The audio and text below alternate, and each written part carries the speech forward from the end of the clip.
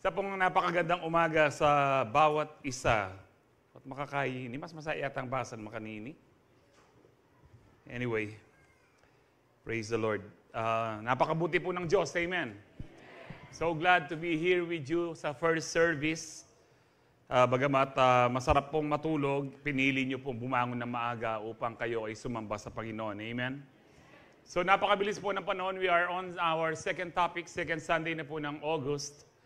And we are discussing about, thank you, wala akong balo eh. We are discussing about I am declarations of Jesus, the I am declarations of Jesus.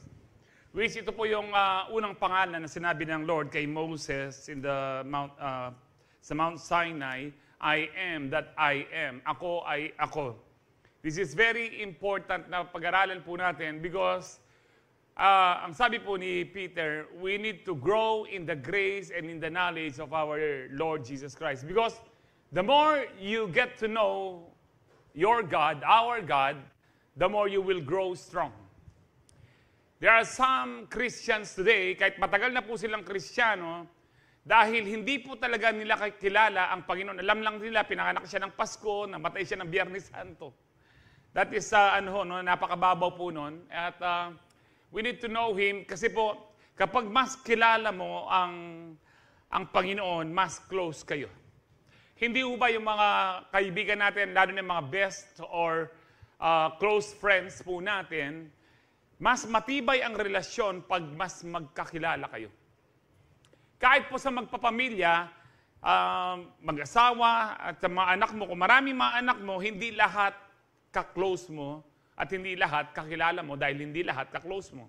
Kaya it's very important na makilala po natin ang Panginoon. And last week, na-discuss po sa atin na sinabi po ng Panginoon that I am the bread of life. That means He is so very important. Ano po siya? Essential po siya. The most essential actually. Ang Panginoon, mawala ng lahat, wag lang mawala ang Panginoon sa iyo. Amen. At siya lang po ang pwedeng mag-satisfy po sa atin because God has put a vacuum or an eternity or He planted eternity in our hearts. Kaya nga po, nothing and no one can satisfy us. Tingnan niyo po yung mga kurakot sa gobyerno. Bagamat hindi naman lahat, 99% lang ho siguro. No, na mayaman na sila pero hindi pa sila tumitigil because you can never be satisfied with the things of this world, that even money, kahit po sino. Only Jesus, because the eternal vacuum sa puso mo, only the eternal God can satisfy you. Amen. Kahit magpakayaman-yaman ka pa, you will always feel the emptiness. Now, being satisfied with Jesus, hindi po siya automatic, kakilala ko ng Lord. Pastor, kakilala ko ng Lord. Pero bakit parang meron pa akong inahanap? It is because you are not dwelling or devoting your time in prayer and meditating the Word of God. It is not automatic, hindi po genie ang Lord na basta isasatisfy ka lang niya. No, you need to dwell in the presence of God for you to be satisfied. You can never be satisfied kahit kilala mo ng Panginoon, kahit tinanggap mo ng Panginoon, if you will not dwell in the presence of God, if you will not commit your time in prayer and studying the Word of God. I tell you, kahit Kristiyano ka nang sinasabi mo, kung hindi ka nananalangin, kung hindi ka nagwo-worship, kung hindi ka nag-spend ng time kay Lord, you will always feel unsatisfied sa buhay mo. You will always feel emptiness. Unfulfilled. Pero alam niyo po, kapag kanina po, sino po nag-enjoy sa worship? Amen. Kung naiinip kayo sa worship o sa prayer, ang sikreto lang po niyan, wag po kayong magbilang ng oras. Just worship the Lord. At yung time, hindi mo mapapansin. Sino dito nagbabasa ng Bible? Na yung oras na pala, nag-pray ka, naka 5 minutes na pala ako. Maiinip ka kapag iniisip mo ang oras. And that is not loving God. Hindi maganda yung, halimbawa, kausap mo yung asawa mo. O sige, Jod, 2 minutes na. Bilisan mo. What a tampalingan na kakikain mo. Alam niyo po, if you want to enjoy the presence of God, do not be an observer. No, you participate. Sa Wednesday po ngayon, nabanggit po ni Sister Vanessa kanina, for 1 month now, 4 weeks na po, na nagbabaptize po ang Holy Spirit. Kung gusto niyo po mabaptize, magbigay po kayo ng time during Wednesdays po natin. Kapag nabaptize ka po, mas lalo kang mag-iiba. Kaya sinabi ng Lord, mag-wait kayo sa Jerusalem hanggat hindi dumarating yung promise ng Father, because you will be clothed with power. And you shall receive power when the Holy Ghost has come upon you. And that is why, kahit Kristiyano ka, you are powerless because hindi ka baptized ng Holy Spirit. Hindi ka filled ng Holy Spirit. If you want to be filled, if you want to be baptized, ini-invite ko po kayo, walang bayad. May offering lang. Uy, tani nga manong ko, Pastor. Alam niyo ba, magkano ba yung dugo ng ating Panginoon? Kung walang kakwenta-kwenta po yung ginagawa niyo every Wednesday, 6 p.m., compared sa presence ng Lord, pumunta po kayo dito. Amen. Di tangaloy ako makapag-amen. Yun lang. Kaya, alam niyo po, why are you attending Sunday services? Is it because ritual? Is it because kailangan, Pastor, nadatnan ko na ito. Bata pa ako, nagsiservice na ako, nagsisimba na ako. No, you should have a right motive sa heart nyo. Kapag pumunta tayo ng church, it is not because of ritual or routine. It is because you love God. Yung pinaka-motivation po natin, pinaka-motivation po natin, why we attend services, why we pray, why we worship, why we offer to God, it is because we love God. Why we obey Him? Because we love God. Amen. Kaya nga po, yes, Jesus is our bread of life, pero you can never be satisfied kung wala kang panahon sa Kanya. Spend time with Him. And if Jesus is essential, if Jesus is the only one can satisfy us, kailangan i-share po natin to. Napakaraming tao po dyan sa labas, nagiinuman, nagsusugalan, kung ano-anong pinaggagawa, mukhang masaya lang sa mga ginagawa po nila, mukhang masaya habang nag-good time, mukhang masaya habang nagsusugal, pero deep inside them, alam po natin ito, napakalungkot ng buhay po nila. Because we've been there. Amen? We've been in the darkness. Kaya nga po ngayong Sunday na ito, pag-aaralan po natin, na sinabi po ng Panginoon na pangalawa, I am the light of the world. I am the light of the world. Sa John 8:12, nang sabi po dito, when Jesus spoke again to the people, He said, I am the light of the world. Whoever follows me will never walk in darkness, but will have the light of life. Heavenly Father, we thank you for this wonderful day that you have given us, Lord. We thank you for the power, the strength na pinagkaloob mo po sa amin, Lord. Yung buhay po namin, salamat po na ginising niyo po kami ngayon. Lord, and we know, mayroon pang purpose ang buhay po namin. And that is to glorify you. That is to worship you. That is to submit, to obey you, Lord, in all the things na inassign mo po sa amin. Today, Heavenly Father, we ask you, Holy Spirit, to open the eyes of our understanding that we may receive the full blessings from your word and change us, transform us by the renewing of our minds through your powerful word, O God. Bless our spirit, soul, and body, and as we receive your word, let there be healing, let there be deliverance and salvation be upon your people this morning, especially sa mga first-timers mo namin, maging sa mga nasa online. We thank you, Lord. We bless you. We honor you and we love you. In Jesus' powerful name we pray. Ang lahat may magsabi ng Amen. Palakpakan po natin ang Panginoon. Sabi po ng Lord dyan, the second I am na dinidiscuss po natin ngayon is I am the light of the world. Ang sabi po niya, whoever follows me, ang sabi po niya, will never walk in darkness. Ano bang ibig sabihin ng Lord dito? If you obey me, if you truly obey me, sumusunod ka sa akin, no weapon of the enemy shall ever prosper to you. And you will always walk in peace, in joy, and righteousness in the Holy Spirit. Ito po ang sinasabi ng Panginoon, if you, whoever follows me, whoever, kahit sino, kahit pa yung kriminal, kahit yung napakarami ng kasalanan, no, kahit po talagang ano na kung pinagagawa niya sa buhay niya, pero kung susunod siya kay Kristo, matatanggal po siya sa kadiliman. Amen. Anyway, ano pa ho ang meaning na makikita po ho natin sa ibig sabihin ng I am the light of the world? So, another meaning is that number one, He is the overcomer of darkness. He is the overcomer of darkness. Now, what is the meaning of darkness in the Bible? Hindi lang po ito yung dilim, no? Hindi lang po ito yung kapag brown out, there is darkness, or yung gabi. Ang darkness po sa Bible, no, ang ibig sabihin po niyan, sin, evil, rebellion, deception, fear, despair, yung hopelessness po, ang ibig sabihin nito, unbelief, moral depravity, wickedness, Satan's domain, yung kingdom ni Satan, yun po ang darkness, spiritual ignorance or blindness, ito po yung deception, separation from God, ito po yung pinakamatindi. Because being separated from God, ngayon po, nandyan po ang presence ng Lord, kahit po saan, because He is omnipresence. Pero iba po yung nadadama natin pag nagpe-pray tayo, iba yung nadadama po natin kapag tayo nagwo-worship, that is the manifest presence of God. And we call it the glory of God. Amen. So, bakit po matindi po itong separation from God? Because this is one of the meanings of hell or yung Gehenna or lake of fire being separated eternally from God. So that is darkness. And then, ano pa ho? Judgment and punishment.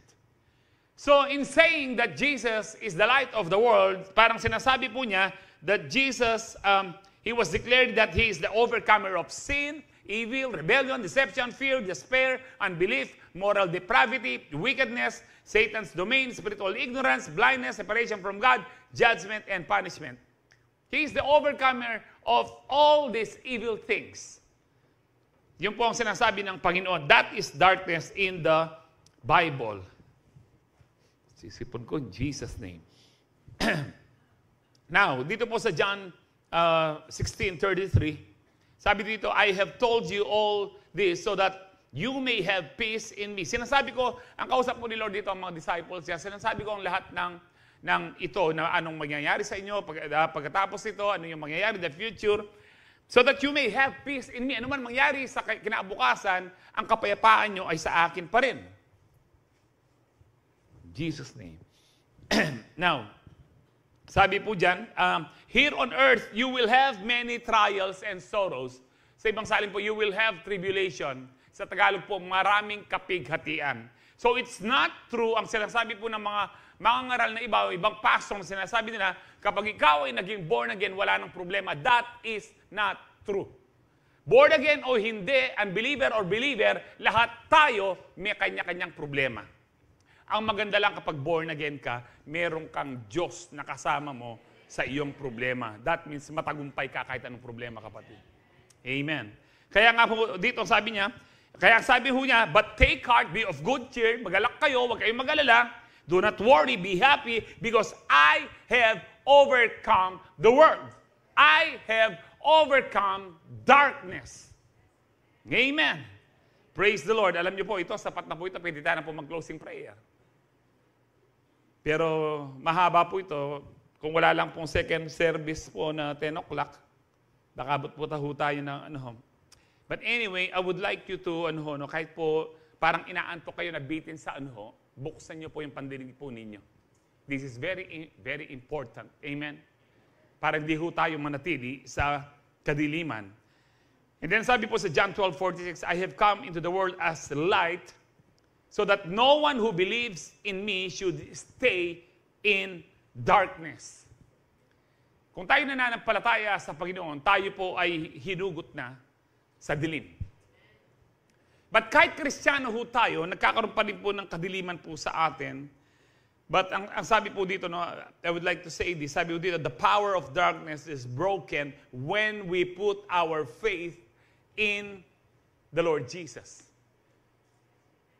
When we put our faith in the Lord Jesus, the power of darkness. Nung tinanggap natin ng Panginoon, the power of sin, the power of the curse of sin, the curses of Satan, ito pong lahat ay natanggal na.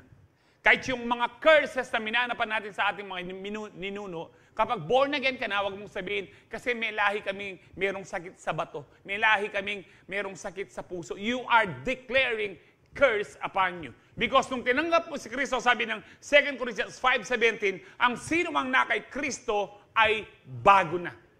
You need to believe that. In order for you to cut the curse na minana po natin sa ating mga ninuno.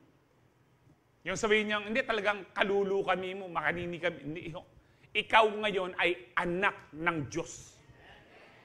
Bakit ka diabetic? Iwasan mo kasi yung sugar. Kaman niya likot chocolate, pamye mo lang. May lila po rin alwagi kayo. Patse matako kang sugar at ang chocolate. Andyang anak mo may paborin din ng chocolate o nakakatako sugar. Punta kayo sabi, Lord, bakit diabetic ko? Uling matako kang chocolate. Pamye mo lang. Alam mga amen? Alaya yata diabetic yung first service. Praise the Lord. No? Pinagaling na tayo ng Lord. By His stripes, we were healed already. Amen? Sabi po sa Psalms 18:28, You, Lord, keep my lamp burning. Prayer po ni David po ito. Sino po yung nagpapanatili na tayo ay yung ating lampara, yung ating ilaw ay umiilaw, nagbe-burn pa rin? Si Lord. And then sabi niya dyan, My God turns my darkness into light. Wow! My God turns my darkness into light. Now, yung darkness po dito, hindi po ito yung kasalanan. Nakita po natin yung mga definition ng darkness kanina. Meron pong sin, pero meron din pong, anong tawag po doon? Meron din pong anxiety, yung pong despair, hopelessness, fear, unbelief. No, hindi po talaga siya particular na kasalanan, kung minsan yung darkness. Kaya nga po dito, kasi meron pong gumawa ng kanta na yung darkness daw po, yung kasalanan niya, God turned it into light. Alam niyo po, napakarami pong mga gospel or praise and worship songs ngayon, pero dapat po, bihasa kayo sa salita ng Panginoon. Hindi lahat ng praise and worship song biblical. For example po, yung isa po sa hindi ayaw ko na sabi ko sa worship team, hindi dapat ipakanta yon, yung pong reckless love of God. Because the love of God is not reckless according to the Bible. Pag sinabi mong reckless, kamimisip, hindi ka na nag-iisip. Ang palagay daking Diyos. Siguro yung writer niyon, yung composer, gusto niya maging cool. Kahit anong salita. The love of God, according to the Bible, is pure and holy. At ang pag-ibig ng Diyos sa atin, pinag-isipan niya. Now, for God so loved the world that He gave. Pinag-isipan niya ho yun. Hindi yung, sige, anak, mamatay ka na sa krus, punta ka na sa... Hindi po. Pinag-isipan po niya ho yun. Yung hubang, sino po may mga asawa dito? Yung nag-asawa po kayo, reckless ba? Yung, pinag-isipan nyo. Andiyan pang tinanan niya. Kanita, yung panahon po namin, mga tanan-tanan pa.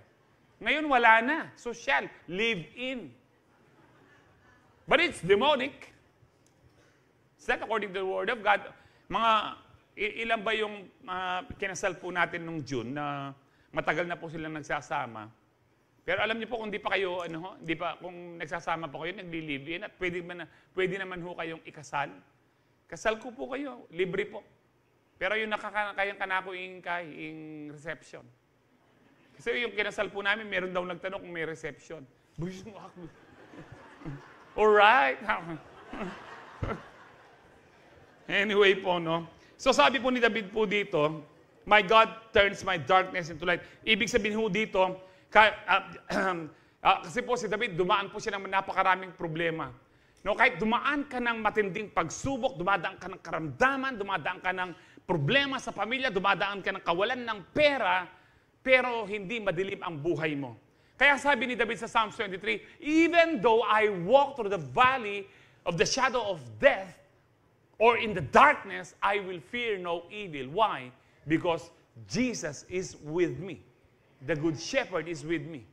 Kahit po dumadaan tayo ng napakamatinding pagsubok, parang dumaan po tayo ng 2020, napakadilim po ng mundo because of the COVID virus na sinabi po nilang mamamatay na lahat tayo, pero praise the Lord, buhay pa rin tayo.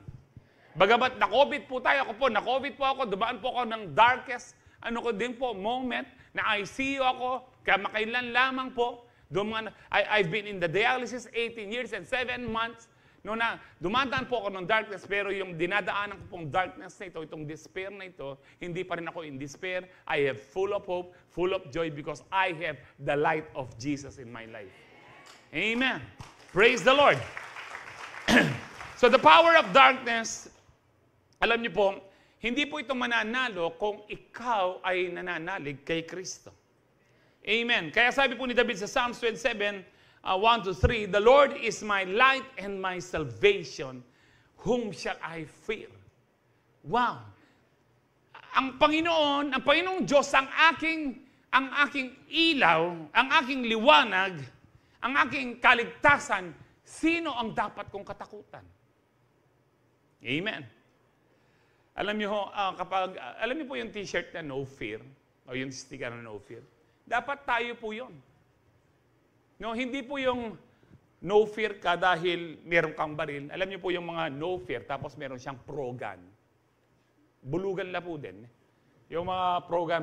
Kapag Kristiyano ka na, hindi sa baril or ewan ko sino po may baril sa inyo, hindi sa baril o kung ano man kaya hindi ka takot.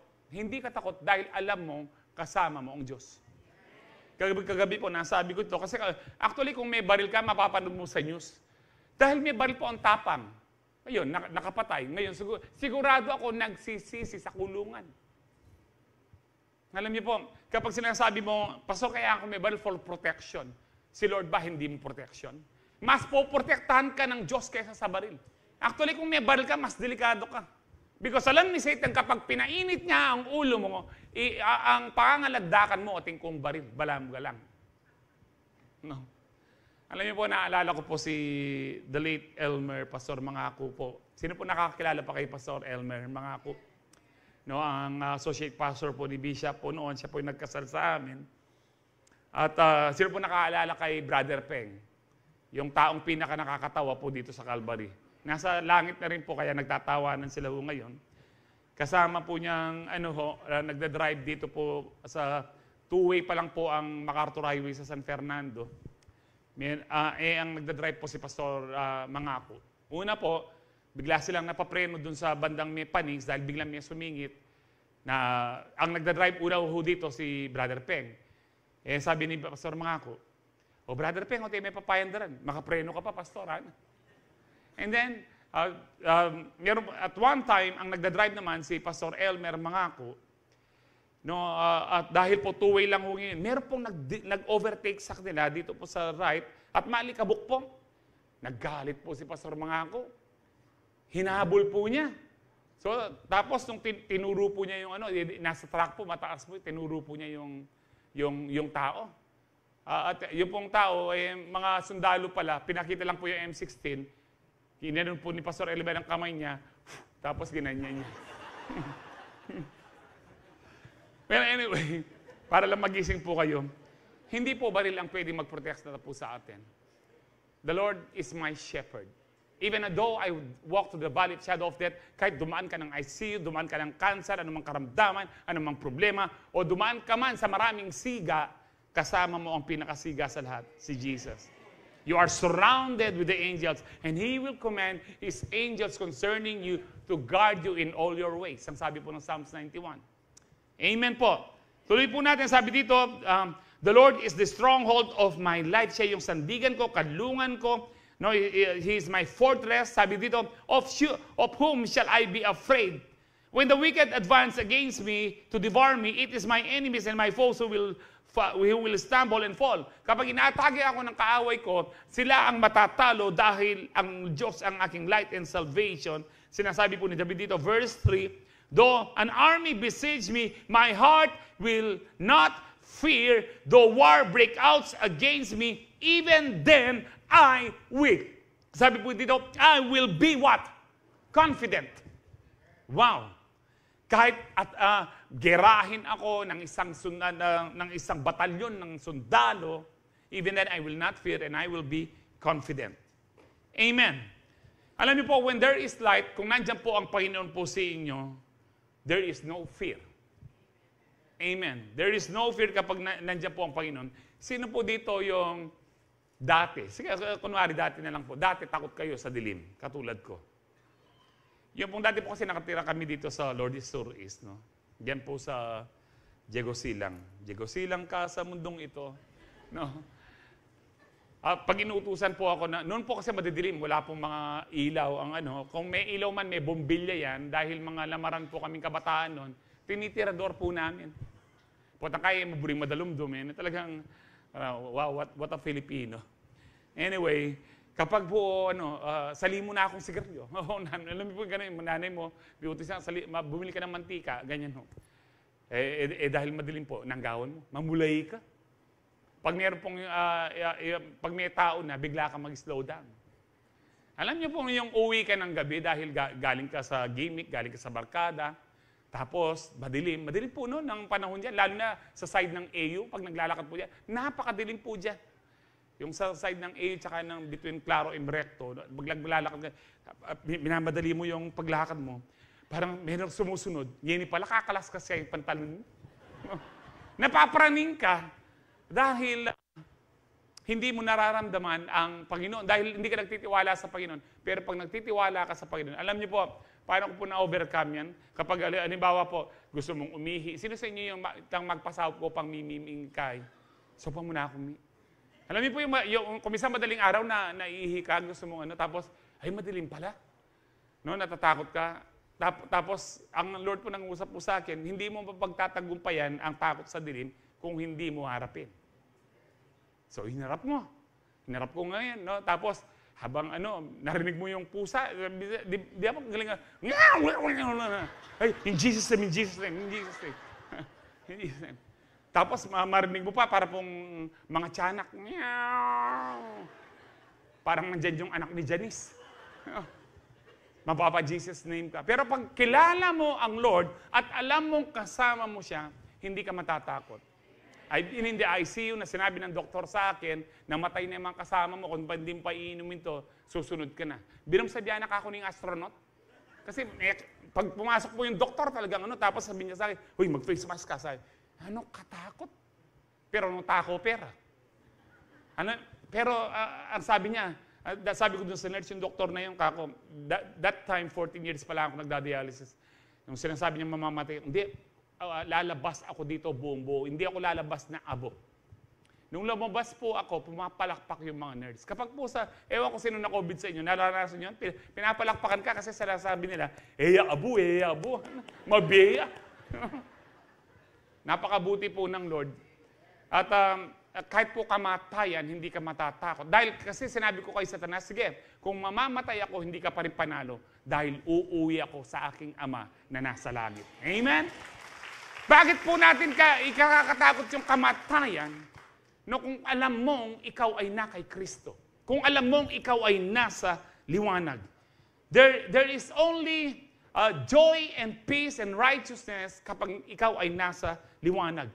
You are confident kapag ikaw ay nasa liwanag. Amen? Wala kang confidence po sa dilim. Di ba? Nangangapa ka sa dilim. Pero pag maliwanag, confident kang kumilos, confident kang maglakad. Kapag na kay Kristo ka, ganun din po, confident ka sa buhay mo dahil meron kang liwanag sa buhay mo. But anyway, hindi po yan automatic. It takes effort, sabi nga po natin dito, to live in the victorious light. We must constantly, nawala po ata, ba't may wala yun? It takes effort to live in the victorious light. We must constantly walk in His light, empowered by His grace. Kanina po sinabi ko, hindi automatic na ikaw ay masatisfy kay Jesus. You need to spend time with Jesus for you to be satisfied with Him. Now, and to be satisfied in Him also. Pero dito rin po, hindi rin po automatic na ikaw ay wala sa dilim. Dapat po talagang piliin mo na lumakad sa liwanag. Ang sabi po sa 1 John 1, 5-7, this is the message we have heard from Him and declared to you, God is light, in Him there is no darkness at all. If we claim to have fellowship with Him and yet walk in the darkness, we lie and do not live out the truth.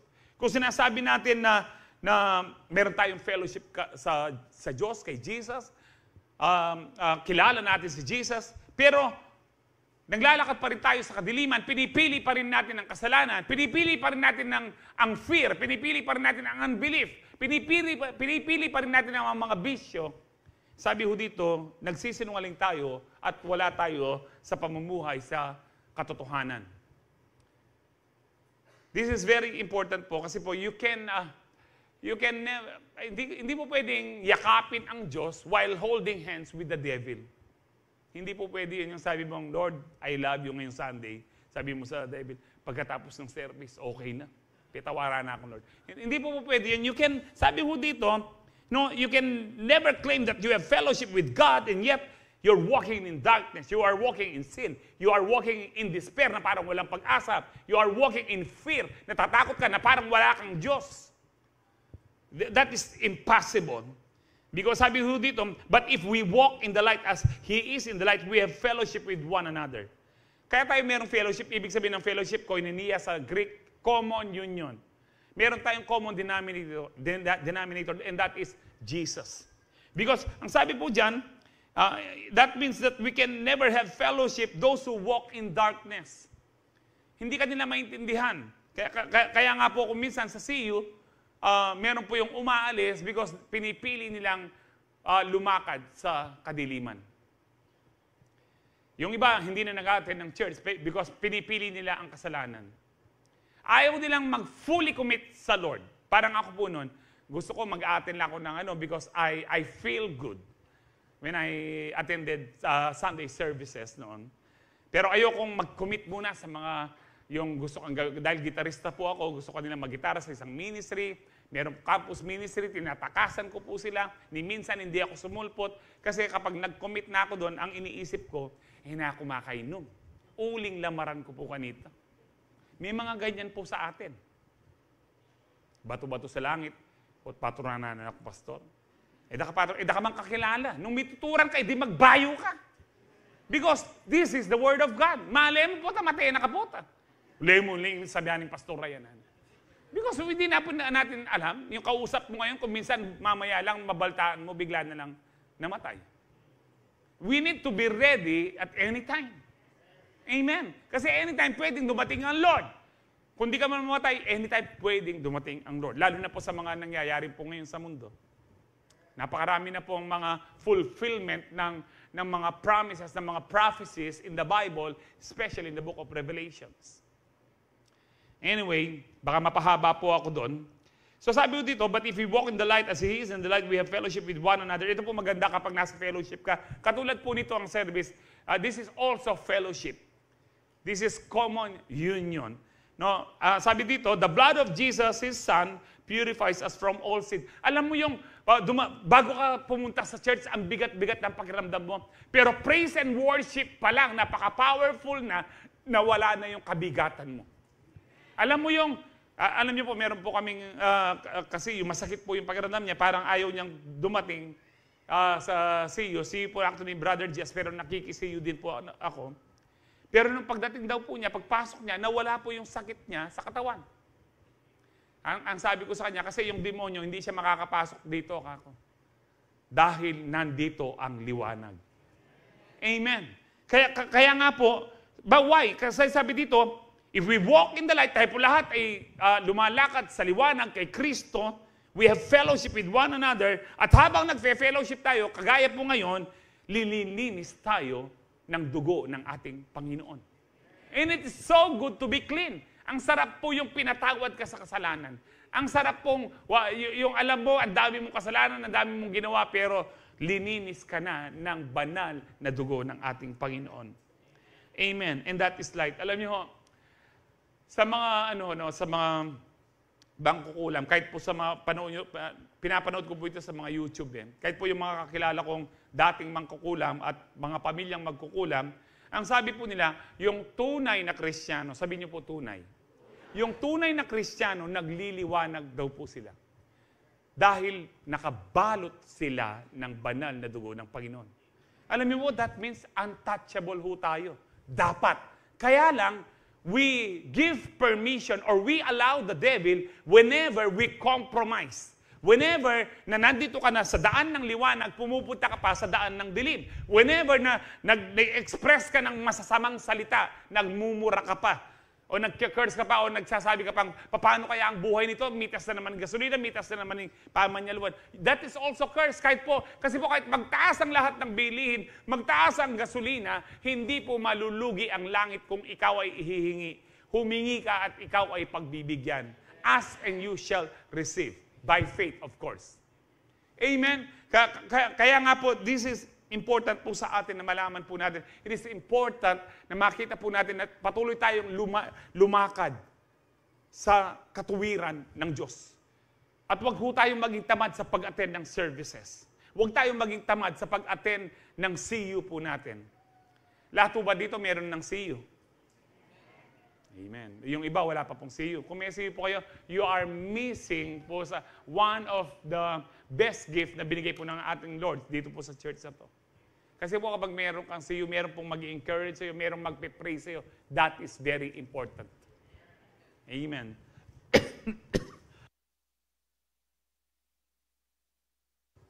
Jesus' name. Well, sabi ho dati dito, it is impossible for us to claim to live in Jesus but still live a wicked worldly life. And there is no true godly fellowship. Ito po yung, excuse po.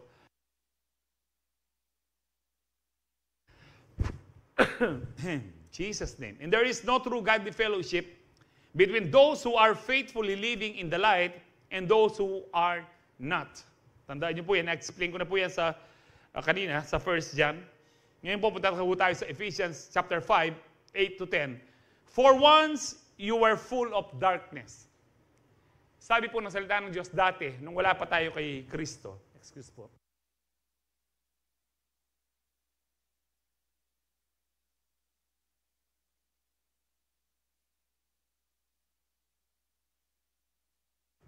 Sabi ho dito, for once you were full of darkness. Dati, nung wala ka kay Kristo, punong-puno ka ng kalidiliman. Kaya sabi ng Panginoon, I am the light of the world. Bakit po? Ang mundo pong ito, napakadilim niya.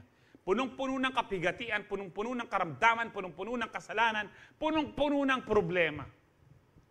Kaya dumating ako dito bilang ilaw. Ang sabi po ng Panginoon. Dati po, punong-puno tayo ng kadiliman. Kaya nga po yung wala kay Kristo, kahit napakayaman niya, kahit bilyonaryo siya, katulad ni Bill Gates, pero dahil wala siya kay Lord, punong-puno siya ng kadiliman at pinakakawawa pa rin siya.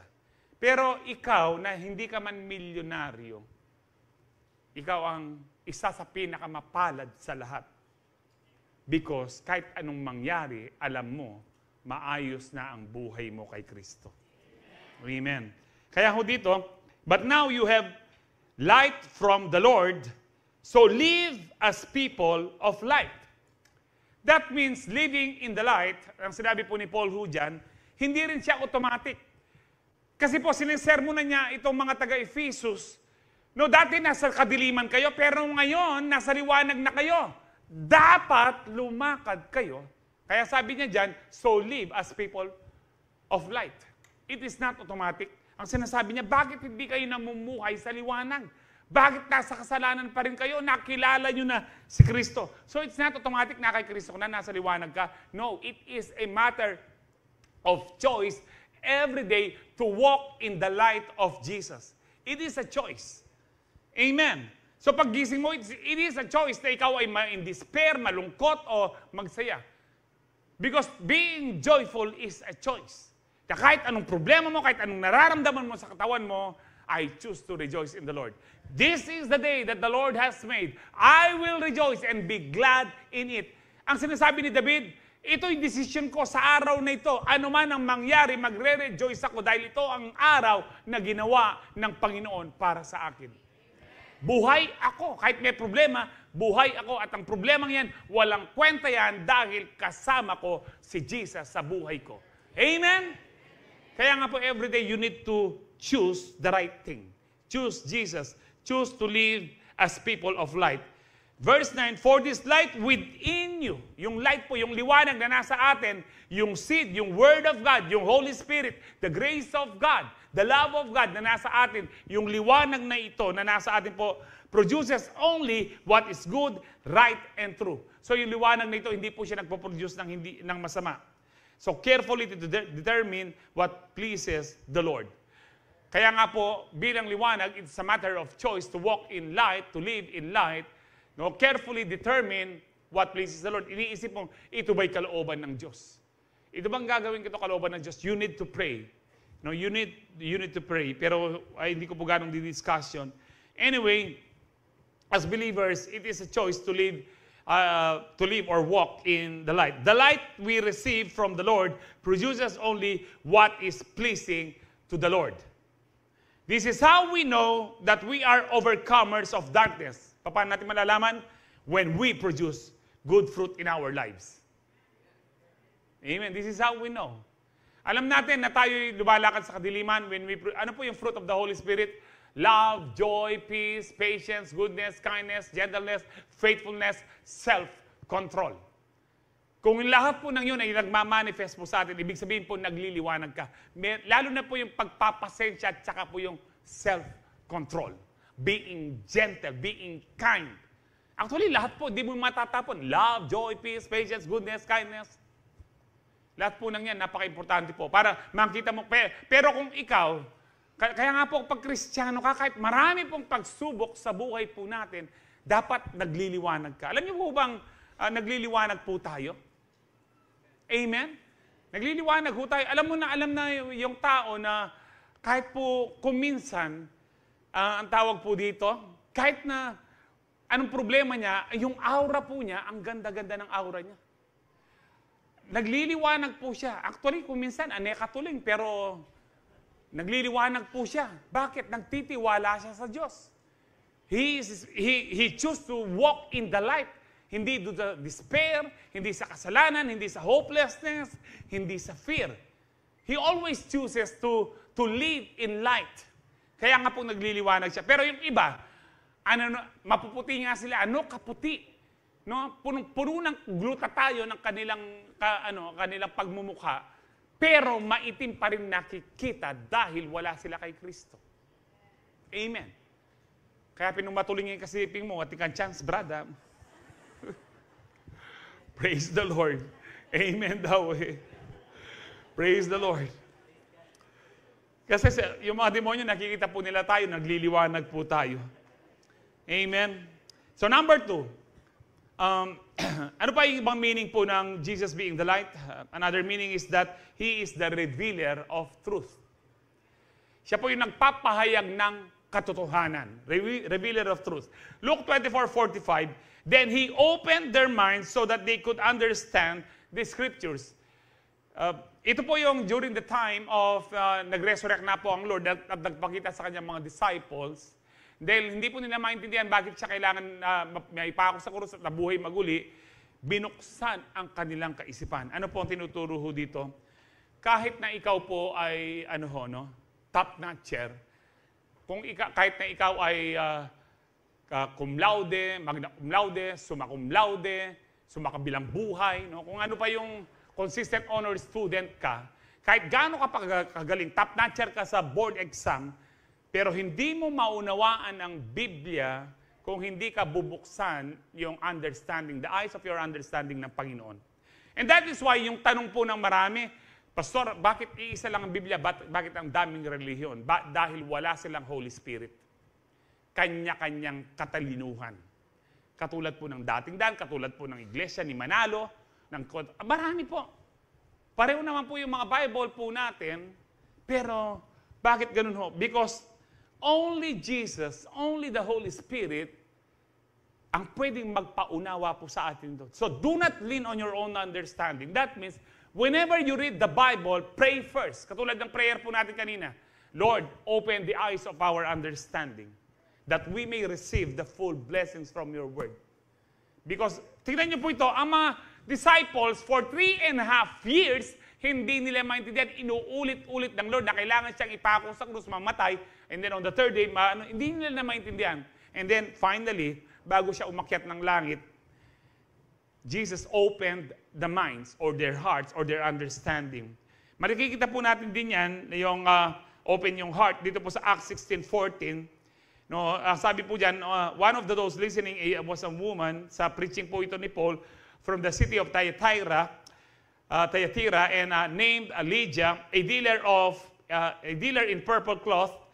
She was a worshiper of God. The Lord opened her heart to respond to Paul's message. The Lord opened her heart to respond to. Alam niyo po, hindi natin makikilala ang Panginoon kung hindi ang Panginoon na nagbukas ng ating pangunawa na mahal pala tayo ng Diyos kahit balasubas tayo, kahit lamaran tayo, mahal pala tayo ng Diyos na siya lang ang tanging tagapagligtas, na kahit ganyan tayo, mahal na mahal tayo ni Kristo. Kaya siya namatay sa krus ng Kalbaryo. Another, Psalms 119:18. Open my eyes to see. Tingnan niyo muna po ito. No? Kanina, open my mind. Yung open her heart. Ngayon, open the eyes. Sabi ho dito, open my eyes to see. What eyes? The spiritual eyes. Our spiritual understanding. Sabi diyan, open my eyes to see the wonderful truths in your instructions. Prayer po ni David po ito. If you will not pray na, Lord, dapat po you need to pray. Lord, magbabasa po ako ng yung word ngayon. Open my eyes, Holy Spirit, or the eyes of my understanding, the eyes of my heart, so that I may understand, and then I will be transformed by the renewing of my mind through your powerful word, because reveal mo sa akin ang word mo. Amen. Nakukuha niyo ba ito pinag-aaralan po natin? And then, another po, sabi po ni Paul din dito sa Ephesians 1, verse 18, I pray that the eyes of your heart may be enlightened in order that you may know the hope. Kaya hindi mo malalaman yung pag-asa natin kay Kristo. Sabi dito, in order that you may know the hope to which He has called you, the riches of His glorious inheritance in His holy people. Alam niyo po, kapag Kristiyano ka and you are being confused, mag-pray ka lang, Lord, open the eyes of my understanding. What is happening to my spiritual life? Most probably, kapag ikaw ay confused sa buhay mo, confused ka sa faith mo, you are not spending time in prayer and in reading the Word of God. Kapag ikaw ay full of prayers and full of the Word of God, it is impossible na ma-confuse ka because God is not the God of confusion. He is the God of order. Amen. Kaya nga po, you need to pray. Ang sinasabi po ni Paul din dito sa mga pinag-aaralan po natin, kapag isi-share mo ang gospel or ipapakilala mo si Kristo sa kamag-anak mo, pamilya mo, kaibigan mo, katrabaho mo, kaklase mo, you need to pray, Lord, kakausapin ko po itong taong ito. I pray that you open the eyes of her heart, the eyes of his understanding para tanggapin ka niya.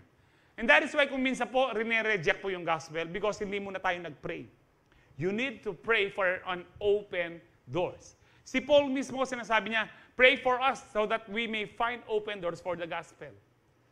Amen. It is very important po ito because kahit po napakatalino ng isang tao, kahit po yung pinakamataas po yung IQ, meron pong isang tao po ngayon, pero praise God, ano po siya, Kristiyano siya, siya po daw po yung merong pinakamataas na IQ, ewan ko kung nabalitaan nyo na po yun, pero kumikilala siya sa Diyos.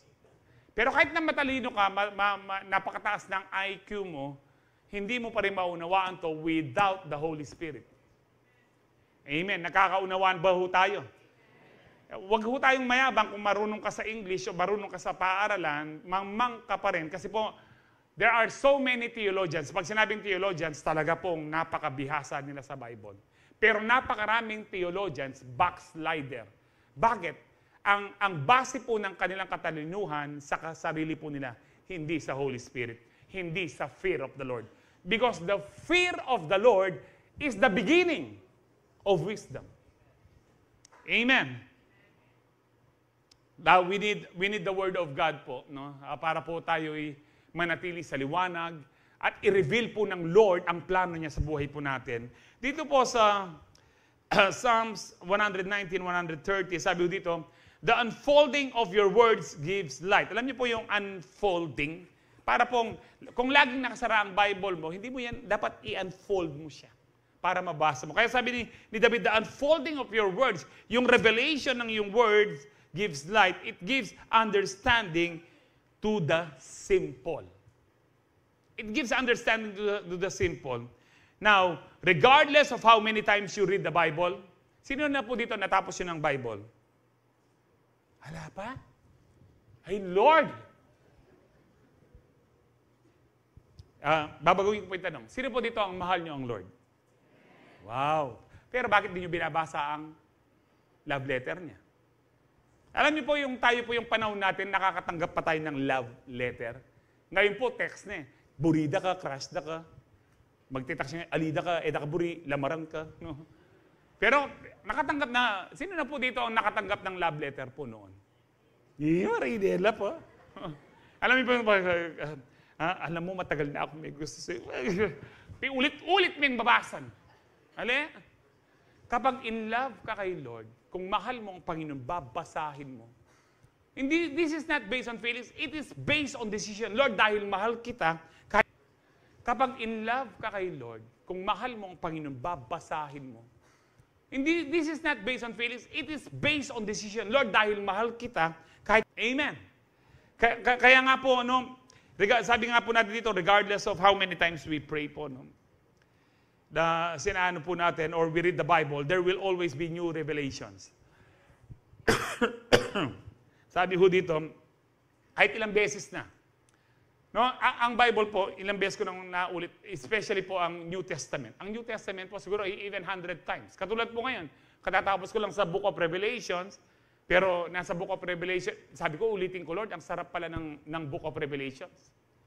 Ang sarap pala ng Book of Revelations. And then, inulit ko po, ngayon nasa chapter 6 na naman po ako. Dati po natatakot ako, nung kabataan po ako, natatakot akong basahin ng Book of Revelation kasi po nakakatakot talaga siya. Kung hindi ka Kristiyano. Pero habang binabasa ko, Lord, salamat po, meron pong 7 seals, merong 7 trumpets, merong 7 last plagues. Ang lahat ng ito hindi ko na mararanasan. Dahil nakakilala ako sa iyo, Panginoon. Amen.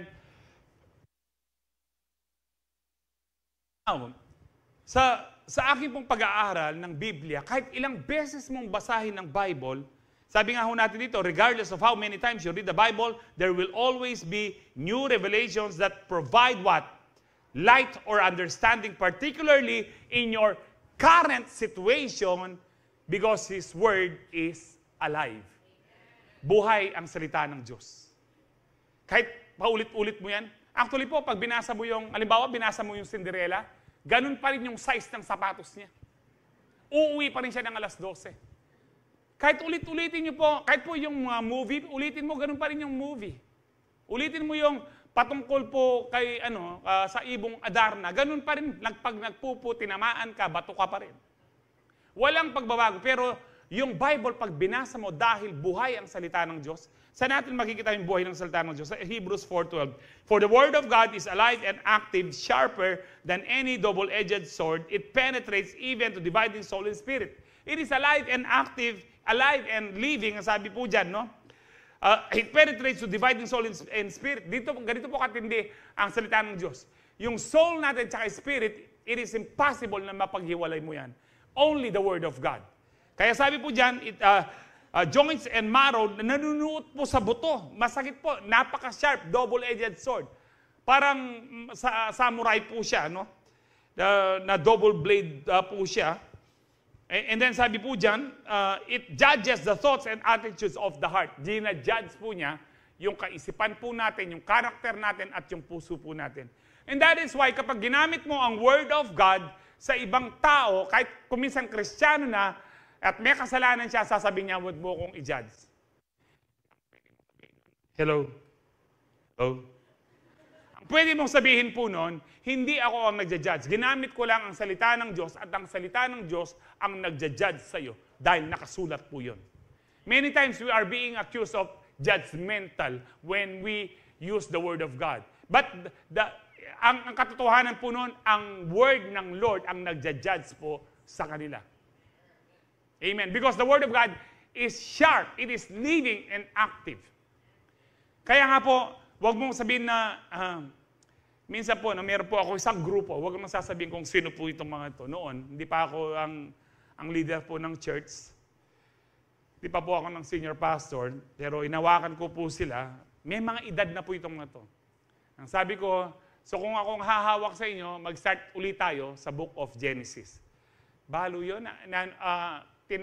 Ang sabi nila sa akin, Pastor, galing na kami na dyan, nabasa po namin yan.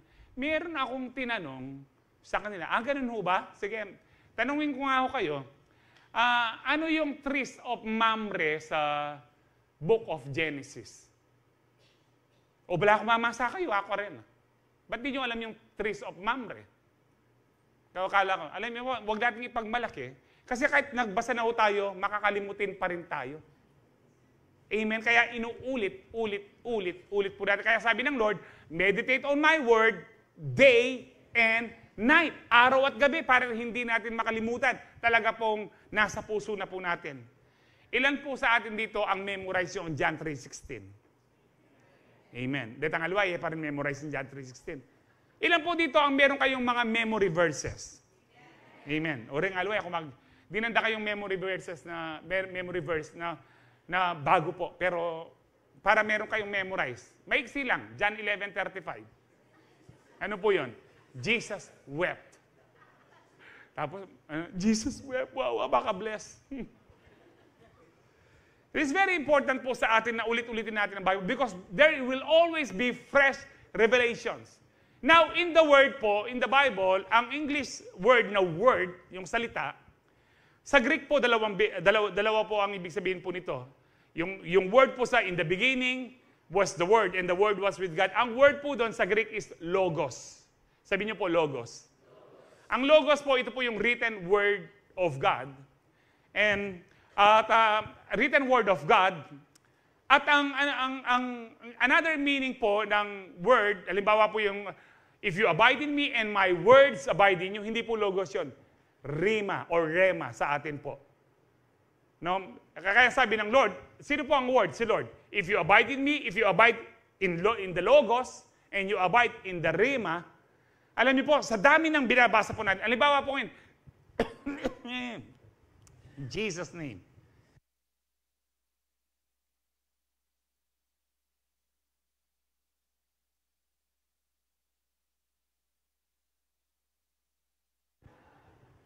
Praise the Lord. Sa dami-dami po ng logos, ng word, yung sinasabi ko sa inyo ngayon, I'm sure, hindi lahat natatandaan nyo, meron lang nag-rema. Amen? That is very important. Kasi if you abide in the logos, si Jesus, and you abide in the rema, yung pong, in your current situation, nangusap ang Panginoon, yun ang pangawakan mo. If you abide, nag-abide ka sa logos, yes, that's right. Pero mag-abide ka rin sa rema. Yung nag-rema sa'yo, if you abide sa logos, when you abide in my word, sa rema, ask whatever you wish and it will be done to you. Sa akin po ang nag-rema nung first year of my dialysis, isa sa mga word na nag-rema po sa akin yung Psalms 118:17, I will not die but live and I will declare what the Lord has done. Dahil nag-rema po siya sa akin, pinanghawakan ko po siya. Na Lord, yes Lord, hindi ako mamamatay. Mabubuhay ako at ipapangaral ko ang salita mo. It's been now 18 years and 7 months. It's so powerful when you hold on to the word, sa logos, especially sa rema. Alam niyo po, ginagamit natin ito, balo mo, may rema yakakwit ang sinabi mo. Nag-ano po yan, yung nag-ulit-ulit po. Amen? Kaya nga po, yun din pong sa Romans 10:17. Faith comes by hearing and hearing what? The word. That is not logos, the rema. Kung ano po yung nagrema sa inyo, ulit-ulitin niyo po. Lord, sinabi mo, you will supply all my needs. Lord, sinabi mo, you are my healer. Lord, sinabi mo, you will never leave me nor forsake me. Bakit nagrema kasi sa atin yun? Amen? Yung iba sa atin, kung minsan sa dami-dami po ng pinreach po namin dito, 1 oras kami nag-preach, kung minsan nag-extend pa, kung minsan po, dapat po kahit at least one word merong nagrema sa inyo. Because if you hold on to His word and you hold on to the rema, ask whatever you wish and it will be done to you. Kaya kahit na ilang beses mong nabasa ang Bible, basahin mo ulit. Because sabi ho diyan, particularly in your current situation, and because the word is alive. Nangungusap ang Panginoon sa current situation po natin. So God's word has the power to reveal everything, including the deepest secrets of men. Alam niyo ho ba yun? Walang sekreto sa Lord. So speak the word of God for everyone to hear. Para magliwanag po ang buhay po nila. Nasaan po yan sa Luke 8:16-17, no one lights a lamp and hides it in a clay jar, or puts it under a bed. Wala daw nag-iilaw ng lampara at tinatago mo lang. They put it on a stand so that those who come in can see the light. For there is nothing hidden that will not be disclosed and nothing concealed that will not be known or brought out into the open. Sinasabi ng Panginoon, halimbawa po ang ilaw, wala po sigurong nagpagawa ng bahay sa inyo, yung ilaw nasa floor. na laging nakataas, hindi ho ba? Dapat lang po yung salita ng Diyos tinataas natin sa buhay natin. Tinataas natin sa bahay po natin para maliwanag ang bahay po natin. Amen. Alam niyo po, kung minsan magpunta kayo sa isang bahay, napakaganda ng bahay, maayos naman, malinis, pero bakit napakalungkot ng aura niya? Dahil magulo po ang pamilya. Wala si Kristo, wala ang liwanag. Pero yung bahay po ng ilan, kung minsan napakaliit lang at kung minsan magulo pa, pero parang masaya because nandoon si Kristo. Amen. Kaya nga may kasabihan po tayo, ano mo ang mansyon kung nakatira ay kwago. Di ho ba? May mga kwago ba ho ba sa atin dito? Hindi tayo magiging kwago po, no? Tayo po ay mga tupa kung tayo lumalakad sa liwanag ng Panginoon. Meron pong kwento sa Bible, yung po kay Daniel, na yung one time nakapanaginip po si Nebuchadnezzar, hindi po niya maalala, hindi po rin niya maintindihan. Now, tinawag niya ang kanyang mga wise men, yung pong mga magicians niya, mga sorcerers niya, mga warlock po niya. Ang sabi po niya ni King Nebuchadnezzar, sabihin niyo sa akin ang aking panaginip at interpret niyo, kundi papatayin ko kayong lahat. Ang sabi po ng mga wise men na ito, hindi po, mahal na hari, sabihin niyo sa amin ang panaginip niyo, tapos, imposible pong interpret namin kung di niyo sasabihin. Ay hindi, nagdesisyon na ako, kasi kung wise men kayo, dapat alam niyo yung panaginip ko, no, kung talagang spiritual kayo, sinasabi niya, alam niyo rin yung interpretasyon. Damay po si Daniel at saka si Shadrach, Meshach, Abednego na mamamatay po sila. Ang sabi niya, bigyan niyo po ko ng ilang araw, dalhin niyo po ko sa hari, i-interpret ko. To make the long story short, na-interpret po ni Daniel because ang CEO niya kasama si Shadrach, Meshach, Abednego ay nag-pray po sila. Now, sa Daniel 2:47, sabi po ni King Nebuchadnezzar, the king said to Daniel, surely your God is the God of gods and the Lord of kings and a revealer of mysteries. Revealer ng mga sekreto, yan po ibig sabihin niyan. Nagpapayag ng mga sekreto, nagbubunyag ng mga sekreto, for you were able to reveal this mystery. Now, bakit po na-reveal ni Daniel? Hindi po sila nag-compromise from the very beginning sa word ng Panginoon. Hindi sila nag-compromise sa mga Diyos-Diyosan na sumamba sila sa Diyos-Diyosan ni Nebuchadnezzar. Nanatili sila sa salita na meron sila. Anong pong salita po nila noon? Anong word po nila? Pentateuch lang o yung Torah. Ano po yung Torah? The first five books of the Bible. Genesis, Exodus, Leviticus, Numbers, Deuteronomy. Yun lang po. And yet, naging faithful po sila. Kaya sabi po ni Lord sa John 8:31-32, Jesus said to the people who believe in Him, you are truly my disciples if you remain faithful to my teachings. Talagang kayo ay tagasunod ko, disipulo ko kayo kung talagang tapat kayo. If you hold on to my word, if you hold on to my teachings, and you will know the truth, and the truth shall set you free.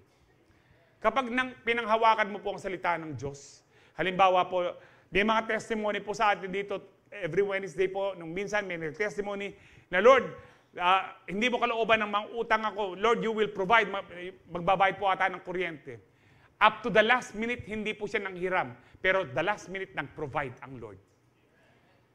Alam niyo po, kung mananatili kang tapat sa Diyos, amen. Kaya nga po, kailangan po natin na ma-reveal po sa atin ito, ma-discern po natin. Kaya sabi diyan, you will know the truth. Nung gumaling ka, ay totoo pala, pinangawakan ko salita ng Diyos na siya ang aking gagalingan, gumaling ako. Ay totoo pala, nung pinangawakan ko salita ng Diyos, nag-provide siya because He is my provider. He is my Jehovah Jireh. Amen. Sa 1 Corinthians 2:14-16, sabi dito, but people who aren't spiritual, yung mga tao hindi spiritual, unbeliever, kahit kung may mga Kristiyano pero hindi spiritual. Ang sabi diyan, can't receive the truths from God's Spirit, it all sounds foolish to them and they can understand it, for only those who are spiritual can understand what the Spirit means. Kung minsan hindi tayo maintindihan ng ibang tao o kung minsan Kristiyano na bakit kailangan mo magtaas ng kamay na nagpupuri sa Diyos? Because hindi sila spiritual. Pero babasahin mo ang Bible, nagtataas tayo dapat ng kamay. No, lumulunda. Hindi po nila naintindihan po yun. Hindi nila naintindihan bakit nagbibigay tayo ng tithes ng ating offering maging first fruits. Ang tingin po nila kabaliwan. No, yun po ang tingin po nila. Pero kung pag spiritual ka, no, hindi ka magrereklamo sa pagbibigay. Alam niyo po yung nagreklamo sa ano naman tayo sa ano naman kaya. Yan po yung pinakakuripot. Ala na yung bibigay pero mareklamo. Maghahanap pa yan kakampi. Wari. Kaya magpakakwalta la rin pastora rin. Hindi po namin hawak ang mga pera yan. Disweldo ke po. At saka may mga benefits po kami.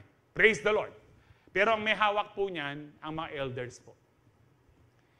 Kaya nga po hindi nyo kami masusumbatan na nagpapayaman. Paniwalan di Soriano, yung mga pastor yan. May tenay Soriano, paniwalan de pa. Pero si Kristo, buhay. Dapat siya lang paniwalaan po natin ang kanyang salita. Buhay si Kristo at malapit na siyang bumalik. Amen. Are you ready?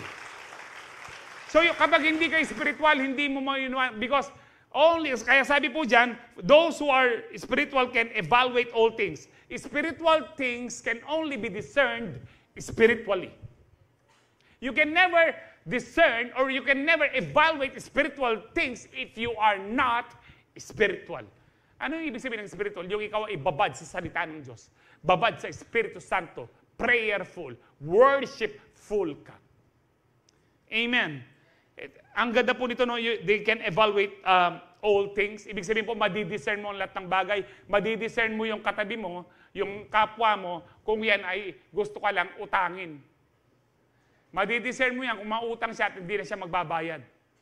We have this power. Kung minsan, Lord, isip ko mo ba yun? Hindi, binigay sa'yo ng Diyos yung discernment. We have the gift of discernment kung ikaw ay spiritual.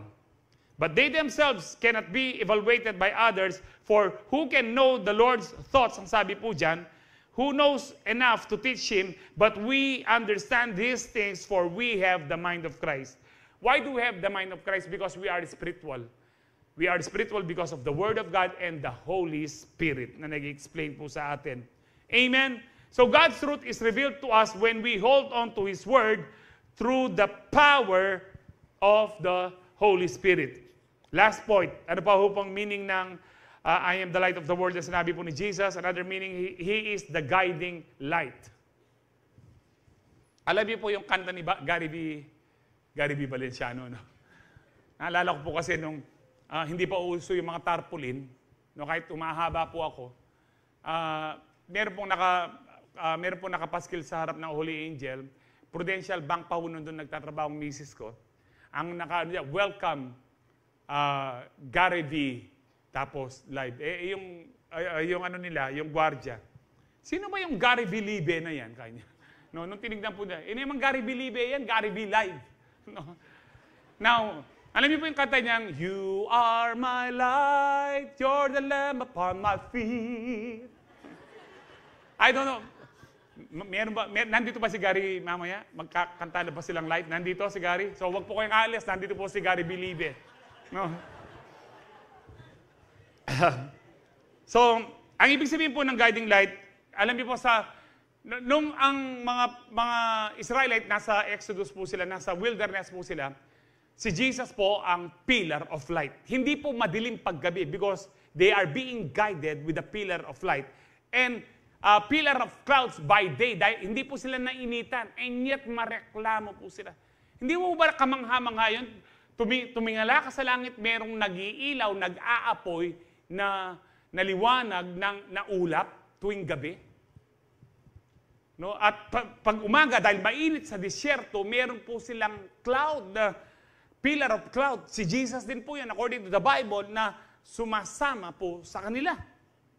Kaya nga, ano pa ho, yung nung pinanganak si Kristo, the wise men were guided by a star, tala. Kaya nga po, nung sinabi ni Jesus, I am the light of the world, ibig sabihin po niya, ako ang guide mo, ako ang liwanag mo. Ang sabi po ng Psalms 119, 105, Your word is a lamp for my feet and a light on my path. Kung kayo po'y nabuhay nung panahon po namin sa baryo, dahil walang kuryente, brown out, or wala po talagang kuryente, may lampara.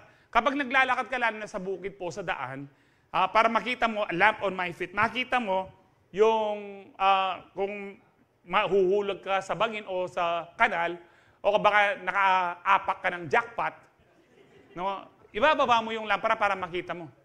Alam niyo po yung kung minsan meron po hindi mo makita. Kahit po flashlight, ibababa mo. Kaya po, lamp on my feet. It is for your current situation, yung word ng Lord. Kaya nga po pag nagbabasa ka, nagre-rema sa your current situation. Para alam mo kung nakaapak ka ng jackpot. Kung mali pa yung, yung tinatayuan mo. Amen? Alam niyo po, naalala ko po yung dalawang lasing.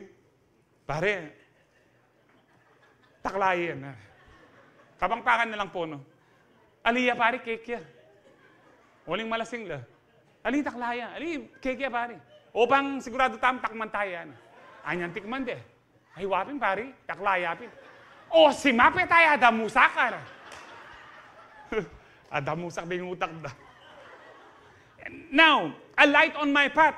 Tinataas mo yung Word of God para makita mo ang dadaanan mo. Makita mo, it talks about your tomorrow. It talks about your future. My plans for you is to prosper you and not to harm you. Plans to give you a hope and a future. Kaya nga po, itaas mo ang salita ng Diyos sa buhay mo. And then, tignan mo sa salita ng Diyos kung tama pa yung standing mo. A lamp for your feet. Amen. So God's Word is our source of light, understanding, wisdom, and discernment.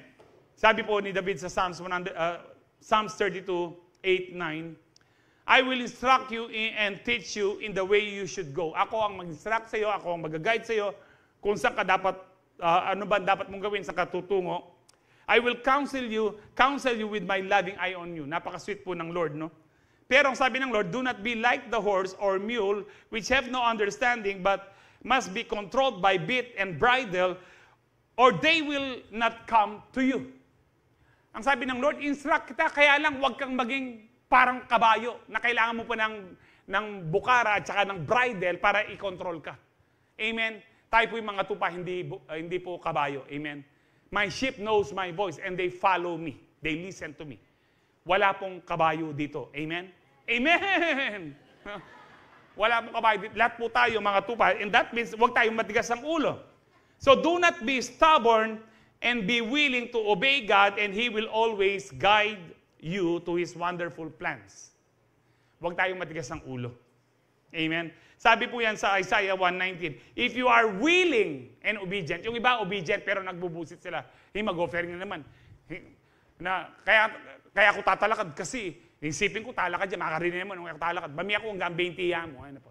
May pakasakit loob. Nag-obey, but is not willing. Pero ang requirement ng Lord, if you are willing and obedient, you will, sabi po dyan, you will eat the good things of the land. The reason why you are not eating the good things of life, because you are not willing and obedient. But once you are willing and obedient, willing ka lumakad sa liwanag ng Diyos, you will eat the good things of the land. Amen. Isaiah 58:11, the Lord will guide you continually if you are willing and obedient. Amen. Sabi po dyan, and satisfy your soul in drought. Kahit sa tagtuyot, isasatisfy ka ng Lord. Pero hindi automatic if you are willing and obedient. And strengthen your bones, no? Palalakasin ka ng Panginoon, maging yung mga buto mo, tatanggalin yung mga arthritis, mga gout na yan, in Jesus' name. Lahat ng may gout at arthritis, magsabing amen. Praise the Lord, wala na po yan, in Jesus' name. Magaling na po tayo. You shall be like a watered garden, kaya lang huwag kayong matigas ang ulo. Willing and obedient, amen?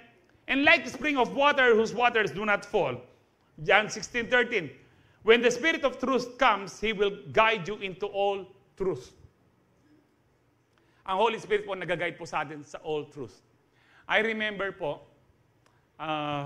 kahit po oras na, no? Di ninyo kung time kita pa magkape yun. Isa sa pinakamahirap na decision na ginawa po namin sa buhay namin, yung pong nagkaroon po ng ganito kalaking butas ang misis ko 2018. At kailangan siya ma-opera sa puso. Nagpa-schedule na po kami sa heart center. Magda-down payment na lang po kami ng 300,000 dapat kasi abot po siya ng million. Pero one day, dahil po ako, siguro si Mrs. Cor nagpe-pray po, I'm sure, nagpe-pray po kami araw-araw. And then, one day, may nakausap siyang doktor na kliyente po nila sa bangko. Pinuntahan na nga po niya, nagpasalamat siya, pinakita niya na buhay siya, na hindi siya nagpa-opera. That was 2018. Sabi ng miss ko pag uwi niya, Joke niya, may nakausap akong doktor na dapat di ako daw magpa-opera kasi napagod lang ako. Mamamatay daw ako sigurado kasi dapat mga bata pa lang. At least 7 years old below, ganon. Pero nag-decision po ako na napakahirap. Pero na-discern ko po yan na yan ay hindi aksidente. Sabi ko, pinadala ng Diyos yan. So sabi ko, huwag ka nang magpa-opera. Sabi ko sa kanya, ikaw gusto mo ba? Hindi, ayoko nga, sabi niya. So nag-agree po kami. This is very difficult for me, pero I know, nangusap ang Holy Spirit. Kasi ang sinasabi ng Diablo, patsimete yung asawa mo. Sisyanda ka rin pamilya na, sisyanda ka rin anak mo, sisyanda ka rin alaw-alawang tao. Sisisihin ka ng lahat ng tao. Pero I knew it was the voice of the Holy Spirit. Kaya nga po, when you pray, ask the Holy Spirit, He will guide you in all truths. He is the revealer of truths. Jesus is our guiding light. Kung anong trabaho, anong business, kahit yung mga, meron ba bang single dito? Lahat ng single magsabing amen? Dapat i-guide kayo ng Lord. Pilala mo na, amen, marinela pa mo. Makanano ko makapag-asawa nung yung sabihin single kayo. Amen. Kasi po, isa sa mga pinaka-importante, you need to be guided by the Holy Spirit. You need to be guided by Jesus. Because He is our guiding light. Amen? So you can always count on the Lord to always guide you with His light through His Word and the help of the Holy Spirit. Amen. Sino po dito ang naliwanagan sa salita ng Diyos ngayon? Palakpakan niyo po ang Lord. Mag-review na po tayo. I am the light of the world. He is the overcomer of darkness. He is the revealer of truth. He is the guiding light. Mga ilang verses na lang po before we take the Holy Communion. Matthew 5:14-16. You are the light of the world. Remember, John 8:12, you receive the light of light. Ngayon, si Kristo ang light of the world. Pero tayo rin ay mga ilaw ng sanlibutan na ito. Sabi diyan, a town built on a hill cannot be hidden, neither do people light a lamp and put it under a bowl. Instead, they put it on a stand and it gives light to everyone in the house. In the same way, let your light shine before others. Ibig sabihin po, ang pag-shine ng light po natin, hindi automatic. You need to allow it. Let it shine. Let it. Kakantayo na yun. So, sabi dyan, let your light shine before others. Anong ibig sabihin? That they may see your good deeds. Kapag ikaw ay gumagawa ng matino, ng tama, tumutulong ka sa kapwa, nag-shine ka, nakikita si Kristo. At sabi po dyan, and glorify your Father in heaven. Amen. If you let your light shine that way, it's a choice po. It's a choice again. You need to let your light shine. Ang sabi po natin dito, Jesus shared His light with us in order to light up this dark world, allowing others to see the truth and hope we have in Christ. Dapat pong maipakilala natin si Kristo. Napakarami pong taong nasa kadiliman. Last verse po, 1 Peter 2:9. But you are not like that, for you are a chosen people. Nababasa po natin dito, you are a royal priest, a holy nation, God's very own possession. Pagmamay-ari tayo ng Diyos. As a result, dahil po tayo ay pinili ng Diyos, royal priesthood tayo, holy nation, pagmamay-ari tayo ng Diyos, as a result, you can show others. Let your light shine before others. Ito po ibig sabihin ng you can show others the goodness of God, for He called you out of the darkness into His wonderful, sa ibang salin, marvelous light. Sino po ang nag-e-enjoy kay Kristo? Amen. Alam nyo, yung basa nyo, kaya hindi ko nag-e-enjoy kay Kristo because you are stubborn. Be willing and obedient. Spend time in prayer. Spend time worshiping the Lord. Spend time loving, meditating His Word. And you will be blessed with peace, joy, and righteousness in the Holy Spirit dahil siya ang liwanag mo. Maliwanag ho ba? Amen. Palakpakan po natin ng Lord. Tayo po lahat ay tumayo. Praise God. Tatanggap po tayo ng banal na hapunan ngayon. Let us worship Jesus, the light of the world. Hallelujah.